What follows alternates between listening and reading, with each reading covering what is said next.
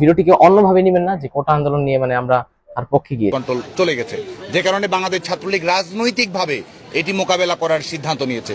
যারা নৈরাজ্য করবে, রাজাকারদের তোষণে রাজনীতি বাংলাদেশে যারা বাস্তবায়ন করার চেষ্টা করবে, আমরা সম্পূর্ণ প্রস্তুত রয়েছি। সাংগঠনিকভাবে, রাজনৈতিকভাবে আমরা এটি মোকাবেলা করব। এবং যারা আজকেও এই বাংলাদেশে থেকে আমি রাজাকার বলার হিম্মত দেখায়, তাদের শেষ দেখি বাংলাদেশ ছাত্রলীগ ছাড়বে।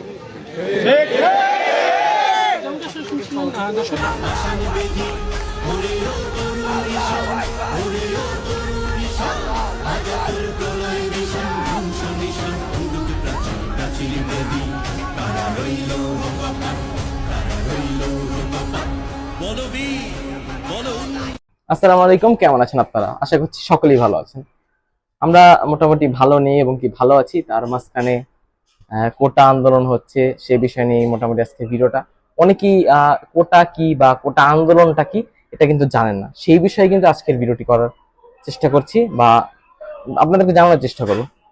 তো ফার্স্ট অফ অল কোটা কি? কোটা হচ্ছে যারা মুক্তিযোদ্ধা বা মুক্তিযোদ্ধার নাতি পুতি যারা আছেন তাদেরকে চাকরি দেওয়ার জন্য তারা কোটা ব্যবস্থা মানে কোটা ইউজ করছে, তাদের মাধ্যমে কিন্তু তারা চাকরিটা পাচ্ছে। এই ফার্স্ট অফ অল হচ্ছে কোটা আন্দোলনটা এটাই। আরেকটি বিষয় বলতে চাচ্ছিলাম, এই যে ছাত্রলীগ, এই কথাটি আমার বলা উচিত না, আবার মোটামুটি না বললেও হয় না।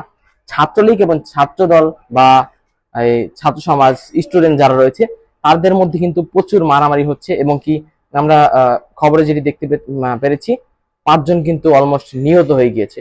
আরো কতজন নিহত হয়েছে সেটি আমাদেরকে আসলে জানা নেই, সেই বিষয়ে নিউজ করছে না বা গোপন রাখছে তারা। এটিও কিন্তু একটি মর্মান্তিক বিষয়। তা 15 তারিখ যেই ঘটনাটি ঘটেছে এটি কিন্তু খুবই মর্মান্তিক, প্রচুর ঝামেলা হয়েছে। তার মাঝে কিন্তু মানে অনেক মানুষ নিহত হয়েছেন, সেটি বলছেন না সরকার। কি কারণে বলছেন না সেটিও একটি প্রশ্ন।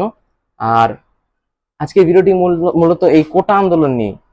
তো আপনারা যারা মানে স্টুডেন্ট রয়েছেন অবশ্যই তারা মাঠে নেমে যান এই কোটা বিরোধী আন্দোলন নিয়ে। আমরা হচ্ছে এই কোটাটি সংস্কার হোক। তো সেই বিষয়ে আজকে ভিডিওটি কেমন লেগেছে অবশ্যই জানাবেন এবং সকলকে ভিডিওটি দেখার জন্য ধন্যবাদ। এবং ভিডিওটি শেয়ার করে দেবেন আর ভিডিওটিকে অন্যভাবে নেবেন না যে কোটা আন্দোলন নিয়ে মানে আমরা আর পক্ষে গিয়েছি। ধন্যবাদ।